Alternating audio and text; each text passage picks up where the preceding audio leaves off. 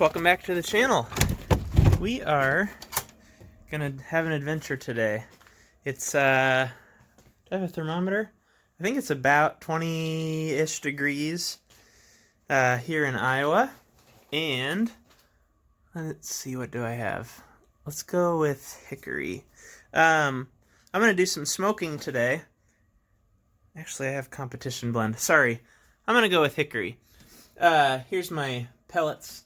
Anyway, we're gonna do some smoking, winter smoking, and I'm gonna show you my award-winning pork chops. Both the recipe and everything that goes along with it, how I do them, what I'm gonna use, the setup of the smoker and all that. And we're gonna give it a shot, see if we can pull it off in the middle of winter. So I'll turn you guys around, we'll get the smoker filled up, and then head inside and get the meat prepped. You can see here we've got about a foot of snow between here and the smoker. I've just turned it on. I've got it set to smoke. Down here you can see the little S. So we're set to smoke, and we just want to make sure that the smoke starts rolling. And it is.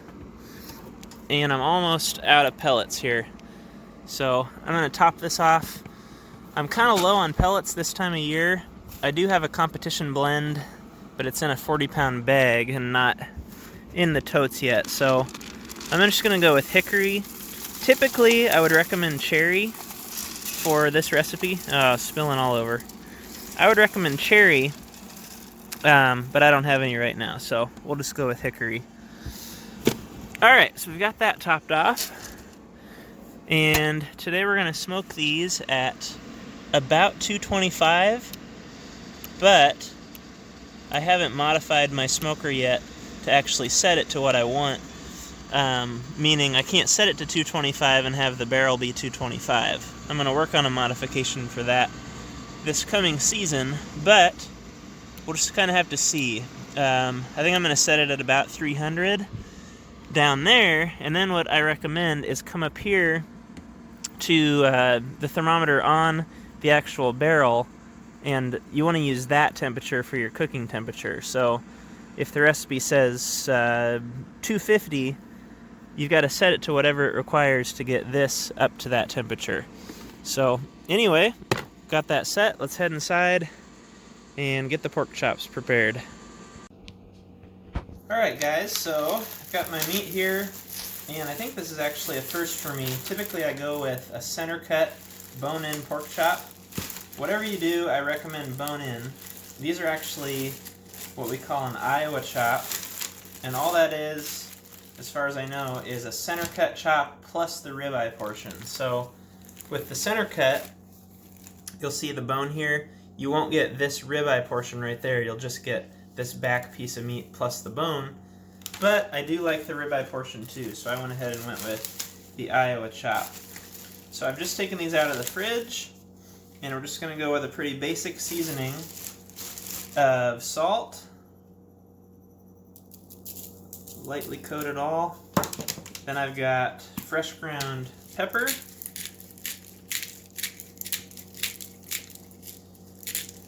and the most important part, this is one of my favorite rubs, not just because it's Pit Boss brand, but it's been proven that this combination and this particular rub tastes really good. I've gotten a lot of good comments on it. It's just got a garlic, onion, and paprika, which is a pretty classic mixture. And we're going to coat each side, including the sides, if possible, with this seasoning. Once I've got that all done, I want to let these sit and come up to not quite room temperature, but just kind of sit and sweat for a little bit while the smoker heats up. So I'm going to get both of these coated, and we'll be right back at the smoker. Alright guys, we're back out at the smoker. I've got my barbecue light here, so we're not in the dark. It's gotten considerably darker. So what we're waiting for is for the temperature to stabilize, and what that means is a couple different things. Like I had already mentioned, the difference between what you set it at, see I've got it set at 325, Then I've got my actual setting, or my actual temperature at the probe, which is 315, and there's a probe down in here, which I'm planning to modify later. But anyway, we're waiting for that to stabilize so that 325 matches, or your set temperature matches your actual. So it's still trying to heat and bring that up to match those temperatures. But then we're also looking at the barrel, and we want that to be our target temperature for cooking. So, like I had said, we're looking for 225. Right now, it's still firing really hard and heating up. There, you can see it just came up to 325. It's going to go a little bit past and then come back down and settle. And the reason you know that is, just like that, in the last 10 seconds, it went from about 240 to now 255 and climbing, but I think that's going to come back down and settle. So we're going to wait for that, and we'll adjust our cap if needed. We'll open that up a little bit and bleed off a little bit of heat for that 225. So we'll head back in, get the meat, and come back out, and I'll show you one of my favorite little secrets with a lot of the things that I cook here on the Pit Boss. Alright guys, we're about ready to get these chops on the smoker. Just a couple last touches here. I want to add just a little bit more of this pulled pork rub. Just a light coat on both sides. I took my gloves off, but my hands are clean.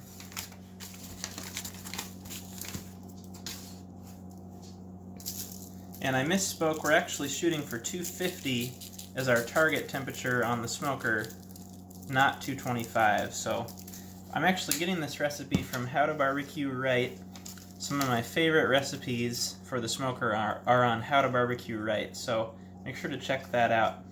Okay, so I told you I would let you in on my favorite secret for using the smoker, and that's to hang any of the meats that I cook. So I've actually tried a couple tests with the hooks and without, and I prefer the hanging meat much better. It seems to be juicier and more tender, and as a result more flavorful. So I've just got a couple meat hooks here.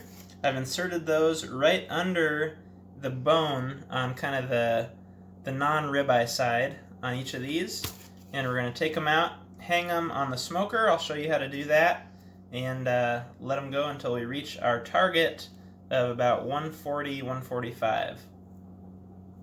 Alright guys, we're here at the smoker. You can see we're at about 255, close enough. And I'm just going to pull the door open. We want to go as quick as we can, but I want to go long enough to show you my setup. So if you have the whiskey still yourself, what I do a lot of the time is take out the center grate. I'll hang from the top grate and then just have this as kind of a safety in case something falls. You won't ruin your whole dish, it'll catch it.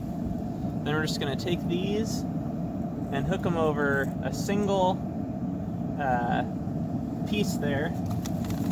You can do 2 or 3 if you have a heavier piece, like a pulled pork I've done hanging, and I'll use 3 or 4 hooks and hook them over multiple wires on the grate. But anyway, we're just going to hang those and kind of try to center them roughly.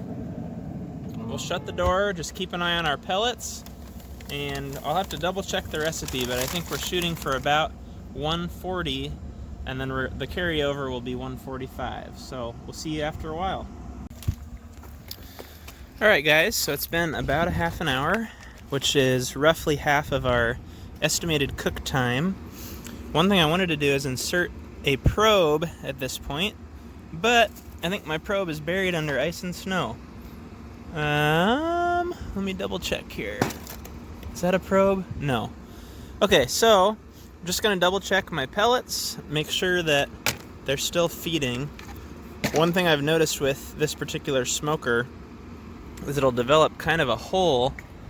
I'll show you what that looks like. So you can see right there, there's kind of a hole where things are no longer feeding. So I like to check this, every 20 minutes, half hour, something like that, and just make sure you keep that covered up. Also going to double check our temperature without opening the door.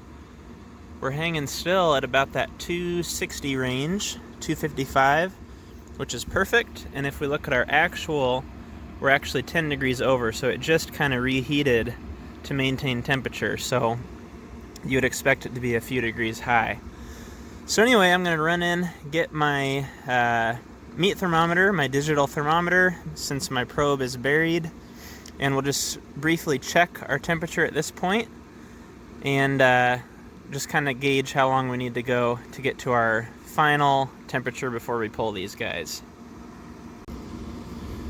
So as I mentioned, we're shooting for about 140. 145 is our finished, like our eating temperature, but you want to pull them at about 140 to allow that 5 degrees of carryover. So anyway, I've got my just digital thermometer here. We're going to kick that on, try to check these real quick.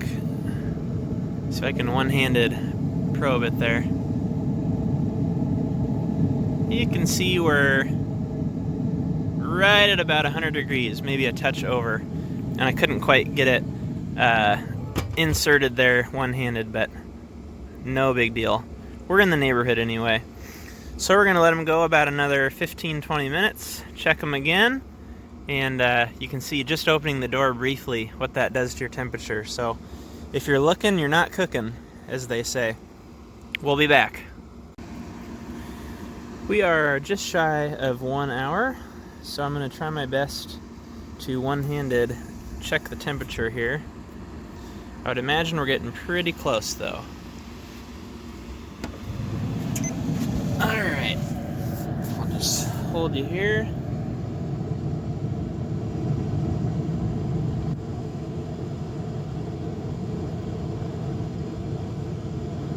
About 115 on that one.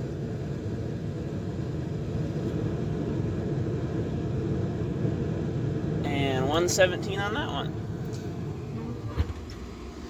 So it's hard to say how much longer to go, but if you do have a probe that you can leave in at all times, you don't have to open your door. It'll go a little bit quicker and you can just monitor it that way. But we'll just double check our pellets and our temperature.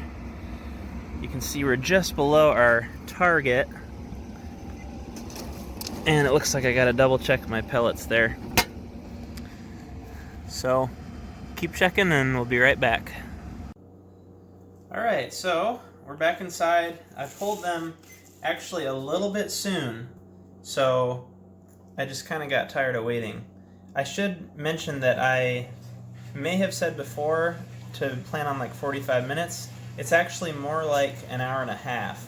But you can see this is the one that was in the rear. We're just shy. We're at 142 in the center. Let's check this front one. This one was a little bit cooler.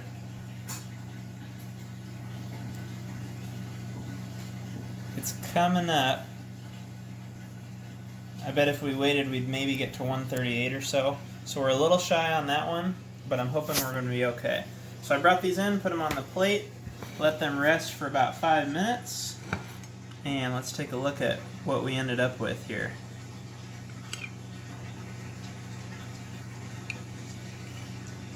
Look at that.